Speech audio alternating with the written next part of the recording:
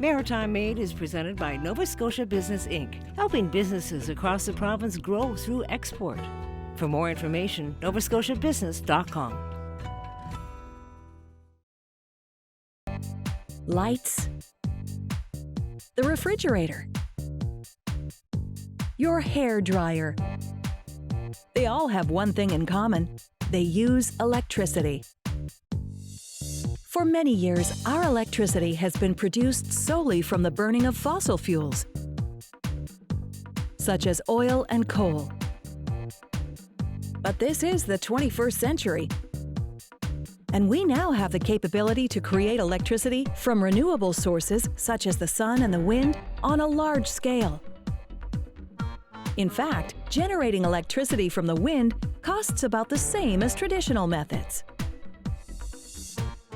Although it may seem like a simple process to turn wind or solar energy into electricity, it's actually very complex and requires a lot of technology. The South Canoe Wind Farm in New Ross, Nova Scotia, is the largest wind farm in the province, with 34 giant wind turbines. Each turbine is able to produce 3 megawatts of electricity. When all 34 turbines are running, it's enough electricity to power 32,000 homes. So, how does a wind turbine work? Wind turbines convert kinetic energy from the wind into electricity. Each turbine consists of 3 giant fiberglass blades connected to a hub. This entire assembly is called the rotor. The rotor sweep covers an area that is over 10,000 square meters, which is more area than a soccer field. Each 18-ton blade is like an airplane wing that's turned into the wind by a computerized pitch system. As the blades turn, the wind pushes the blades, causing the rotor to turn. In order to stop the rotor for maintenance or in high winds, the blades are turned directly into the wind. The turbines will start moving when the wind reaches around 12 kilometers per hour. They hit full production at around 40 kilometers per hour and can operate in up to 90 kilometers per hour winds. Any wind speed in excess of this will cause the turbines to shut down until the wind drops. Although it doesn't look like the turbines turn very fast, the tips of each blade can reach speeds of over 275 kilometers per hour.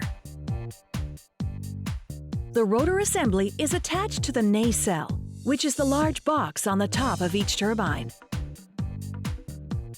The nacelle is about the size of 2 school buses side by side and weighs over 100 tons. An anemometer on the roof of the nacelle measures the wind speed and direction and is able to point the nacelle and rotor in the right direction. Each turbine is controlled independently to ensure it's facing in the optimal direction.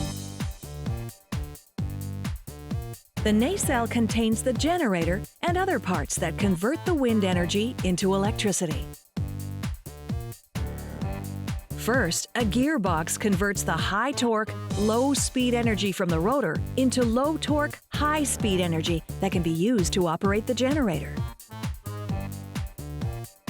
The entire turbine sits on a steel tower that is 92 meters high.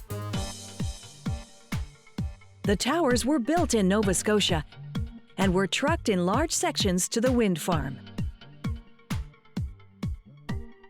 Each tower houses a lift and ladder to transport workers to the top.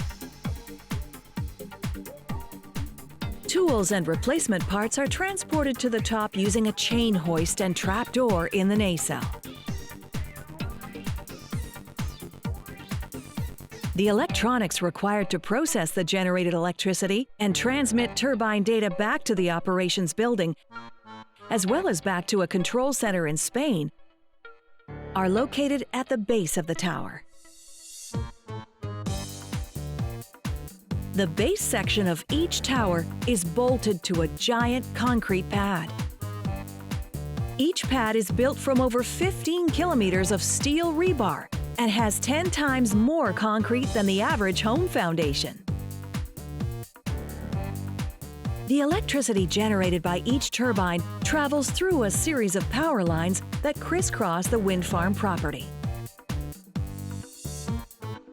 There are a total of 4 independent high-power circuits that collect the electricity from between 7 to 10 turbines each. Each circuit sends the electricity to an on-site substation. The substation steps up the voltage of the electricity to match that of the power grid, and then transmits the electricity to the province as required. Next to the substation is the operations building. The operations building houses the central communications equipment for each turbine, as well as spare parts and other maintenance equipment.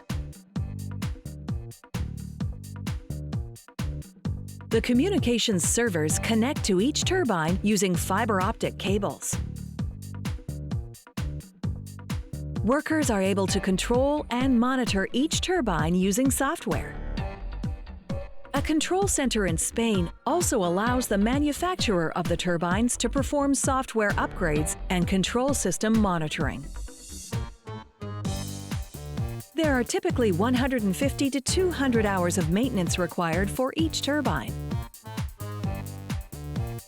This means that a large number of spare and replacement parts need to be kept on hand.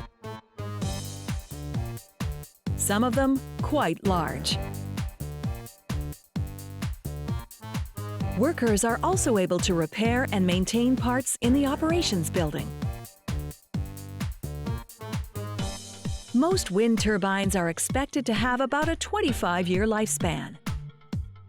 With ongoing regular maintenance and upgrading, the South Canoe wind farm will generate clean, green energy for many years to come.